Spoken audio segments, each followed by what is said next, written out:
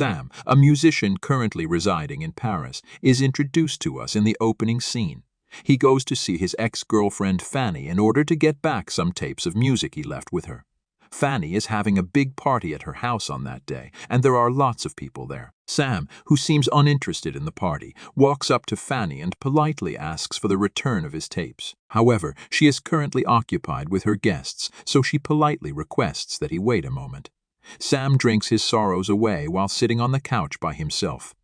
After waiting for 10 minutes, she finally approaches Fanny again, showing signs of impatience. If all he wants is the location, he says he'll go get it himself this time. She breaks the news to him that the office at the end of the hall is where they keep the tapes.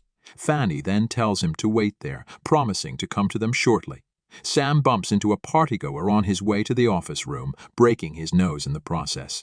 Nonetheless, he goes in and starts looking around for his stuff. His nose begins to bleed in the midst of this, so he locks the door and rests until Fanny gets there.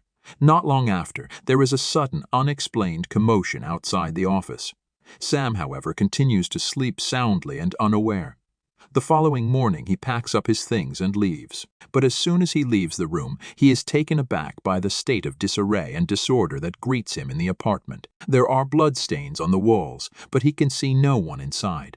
His ex-girlfriend, among others, has been transformed into I-words, which he discovers as he cautiously makes his way up the stairs. They are startled by his use of her name and immediately rush to attack. He retreats to Fanny's apartment, where he locks himself in and tries to make sense of events. Sam looks out the window and sees a family trying to escape from the apartment next door. But the hordes of zombies waiting outside are too much for them, and they all perish. After seeing this, Sam is too traumatized to leave his apartment, so he starts remodeling it while cleaning the blood from the floor. The gunshot jolts him, and he looks down through the resulting hole in the floor. Sam learns that an elderly man has committed suicide.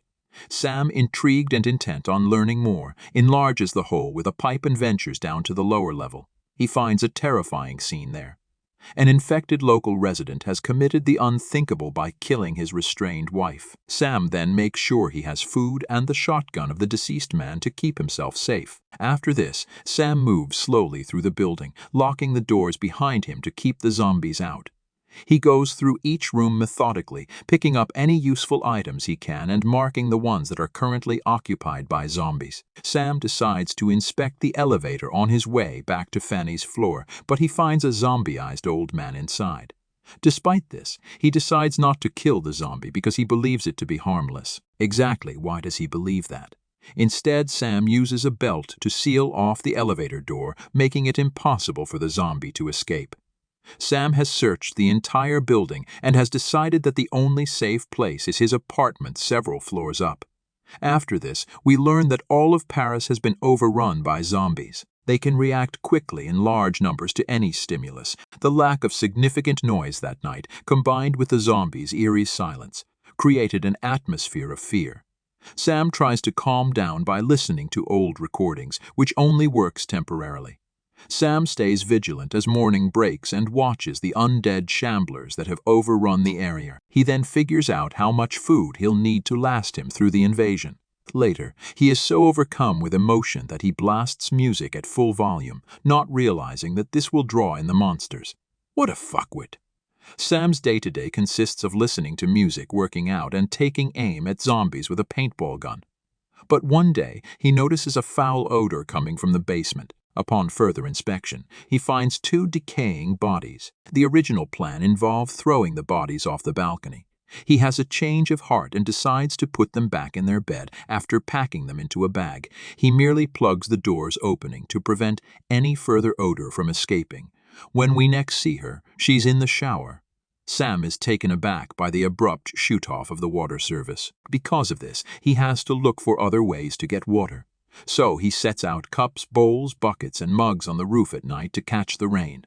Sam is awakened day after day by a nightmare in which zombies break into his room and try to bite him. Sam's growing sense of loneliness as a result of his increasing isolation drives him to extreme measures. He frequently engages in monologues with Alfred, the undead elevator passenger. Sam was owning his shooting skills when he came across a lonely stray cat fending for itself among the walking dead. He makes a beeline for the basement in an effort to catch it. When the cat ignores his food, Sam decides to go after it even in the zombie apocalypse. Generally speaking, cats are a bunch of jerks. A few of the zombies notice him and rush to attack. Luckily, Sam made it back inside the building just in time before the door closed. He too makes it back to the apartment, where he shoots out the window at the cat in an uncontrollable rage. Sam sustains a leg injury after the recent encounter and is worried about being bitten by a zombie. He nervously looks in the mirror, debating whether or not to do the unthinkable. When he falls asleep with a shotgun under his pillow, he almost detonates it. Sam wakes up to the great relief of realizing the wound is nothing more than a scratch, and he laughs uncontrollably for no apparent reason. A few months have passed, and now that winter is coming, Sam is struggling to stay warm due to the lack of heating. He builds a makeshift fire, boils water for a bath, and relaxes in the warmth. His mental health declines as the burden of isolation weighs on him. To cope, he drinks and takes out his anger on the old zombie. Yes, Alfred, you are a son of a whore. Sam finds the streets nearly deserted one day, devoid of both humans and bees. He plays a drum set very loudly to see how far away they really are. The noise attracts hordes of zombies, who then crowd onto the apartment's balcony in an attempt to reach the source of the sound. Sam takes out his anger by playing in spite of the risk. Contrary to popular belief, this is not the end of the world. They'd never make it up there.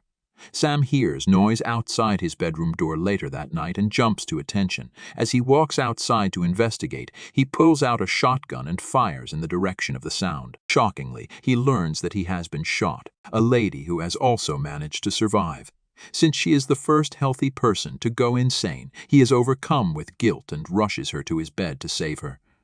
Sam carefully takes out the bullets, puts the medicine in her mouth, and finds her a comfortable place to rest. The woman's bag contains a grappling hook and a lot of rope, which he discovers later. It turns out that she uses these things as part of her journey to get from rooftop to rooftop. Sam is relieved to see the woman improving throughout the next day. They start talking and she gives her name as Sarah. As they relate their stories to one another, Sarah reveals that she's met other survivors who, like Sam, have found ways to keep going despite the pandemic. Many of them have had nervous breakdowns and become completely insane. Sam also fills her in on his typical day and explains how he's managed to make it this far. Sarah is then introduced to Alfred, who he says he has known since the beginning of time. Sarah, however, is worried about the dangers of having a zombie so close by, given the constant threat they pose. According to Sam, Alfred is not the case. As the days go by, he becomes more relaxed. Sam and Sarah become close as they share positive experiences together, like singing and eating together. Sam continues his regular practice of venting to Alfred over a conversation. He wakes up and does the math on how long their food supply will last for the two of them. So he goes to the basement of the building where the zombies are thought to be hiding. To get inside and retrieve the food supplies, he drills a hole in the door and then shoots all the zombies from outside. But when he gets back to his apartment, he can't seem to locate Sarah, and he starts to worry. Sam looks for a while before locating her on the roof. Sarah announces that she is ready to leave, claiming that she cannot continue living here.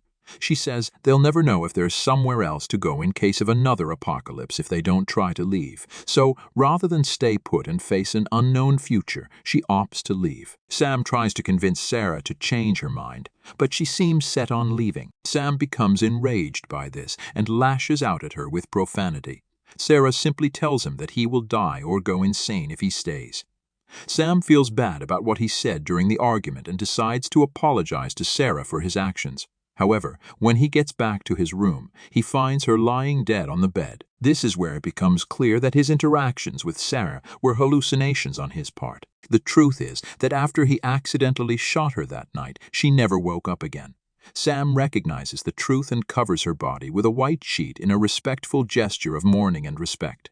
Following this, he searches Sarah's bag and discovers a camera containing priceless family photos. Experiences new feelings after discovering through these photos that Sarah was a married woman and devoted mother.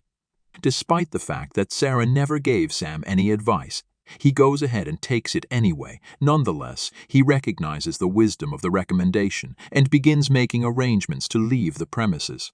Before that, he destroys every recording he's ever made as a final farewell to his past. After letting Alfred go, Sam locks him inside an apartment to keep him safe. The burning of the tapes, however, sets off the fire alarm, drawing the attention of the horde of zombies outside. The blaring sound prompts the tenacious undead to smash down the doors and flood the building. Sam kills a few of them with his gun, but there are still so many that he has to hide in the elevator. He decides he has to get to the top floor, so he climbs the elevator shaft. Sam manages to incapacitate Target, the zombie that has been relentlessly pursuing him, by hitting it with a blunt object. After that, he uses the same opening he dug earlier to return to the surface. There are hordes of zombies in the area, but the heavy smoke obscures their vision, allowing Sam to escape undetected at the end of the scene. After climbing to the roof, Sam tosses a rope over to the neighboring structure. Unfortunately, as he tries to swing across the street, he crashes into a wall and passes out mid-air. After regaining consciousness a short while later, he used every ounce of his strength to climb to the roof. Sam then looks out at the never-ending Paris skyline and resolves to keep going, keeping a glimmer of faith alive that there are other survivors out there. For more videos like this, please subscribe. Help out the channel by turning on notifications and leaving a like message. We appreciate you staying tuned.